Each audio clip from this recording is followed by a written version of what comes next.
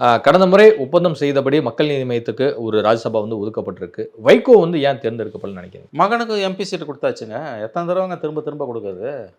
Okay. 80 வயசு ஆகுது வைகோவுக்கு. இளைஞர்களுக்கு வைகோ வழிவிட வேண்டும். அவர் மகன் மட்டும் இளைஞர் இல்ல. மத்தவங்களும் இளைஞர்கள் தான் கட்சியில. அவர் கட்சியில இல்ல, மத்த கட்சியிலும் இளைஞர்கள் தான். ஒரே கட்சியில அப்பா, மகன் 2 பேரும் எம்எல்ஏ, எம்பியா இருப்பது என்பது ஏற்புடையதல்ல. 2வது திமுகவுக்கு 4 எம்பிஸ் போறாங்க. அதில 3 பேர் தான் அவங்க எலெக்ட் ஆகுறாங்க. கமலஹாசன் இண்டிபெண்டன்ட் கேட்டகரியில வருவார். அப்போ 10 என்ற தன்னுடைய எண்ணிக்கையை 9ஆக திமுக இழக்கிறது. ஒரு சீட்டு குறையுது. அதனால அவங்க எப்படி இதில நாம் குறை காண்பதற்கு எதுவுமே இல்லை.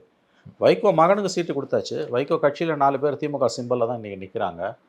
So what? இதுக்கு மேல என்ன இருக்குது அந்த கட்சிக்கு செய்யறதுக்கு? அவங்களோட வாக்கு வங்கியின் அடிப்படையில் பார்த்தால் இது அவர்களுக்கு அதிகம்.